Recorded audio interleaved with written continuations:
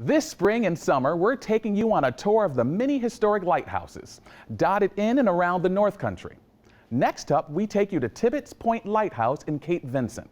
Originally constructed in 1827, this historical beacon still has an active light that guides massive ships on the seaway. Take a look.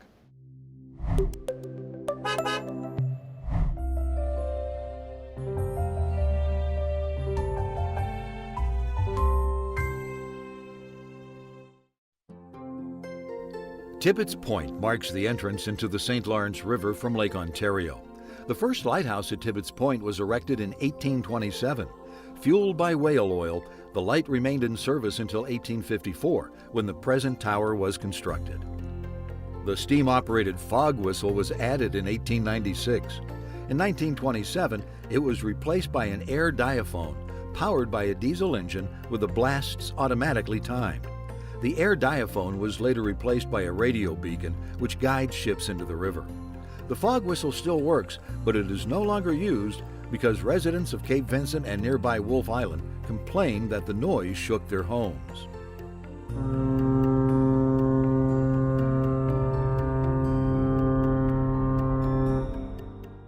The original lighthouse keeper, he usually had to go up into the tower a couple times a day, AM and PM, refurbish the amount of fuel oil for the lamp so it wouldn't cut out in the middle of the evening and that, you know. He also had to polish the lens, the inside of the lamp room or whatever, you know. His other duties was to keep the properties clean, mowed, painted the buildings, whatever. It was a job where it was like what you would call a job that was like 24/7, and it kept them busy. They grew their vegetables. They did everything to be independent.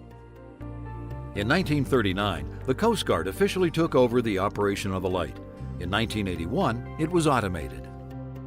The lighthouse complex consists of the lighthouse tower, a two-story keeper's residence built in 1800, a steam fog signaling building with several displays, and an iron oil house. The keeper's house was a Coast Guard station up until 1981. It is now an American youth hostel, along with the assistant keeper's house built around the turn of the century. The tower is still an active light maintained by the Coast Guard. It has a fourth-order Fresnel lens that can be seen from 16 miles out. At present, the lighthouse has the only classical Fresnel lens still in operation on Lake Ontario. It is the original lens and is over 150 years old. The Tibbetts Point Lighthouse Society, formed in 1988, has restored the light and constructed a visitor center and lighthouse museum, complete with gift shop. Between 10 and 12,000 people visit the center and lighthouse every year. It's definitely a landmark because a lot of these ships captains, they've been on these freighters and Great Lakes carriers for years and years. Even though they do have all the mechanical information and that available, they still use it as a benchmark for the lakes. Two additional lighthouses once graced the shores of Cape Vincent.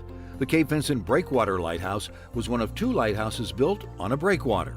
At first, two temporary lights were placed on the breakwater in 1901. They were replaced with two permanent structures in 1904. Both exhibited a fixed red light. The keeper lived on the shore and rowed to and from the light station in a small boat. Despite requests for a dwelling to be built on the breakwater, no keeper's residence was ever constructed. Instead, a lifeline consisting of 7/8-inch steel line was placed between the two towers to provide the keeper something to hold on to in the event of heavy seas. The lights were in operation until 1951. The light now sits at the Town Highway Department on Route 12E.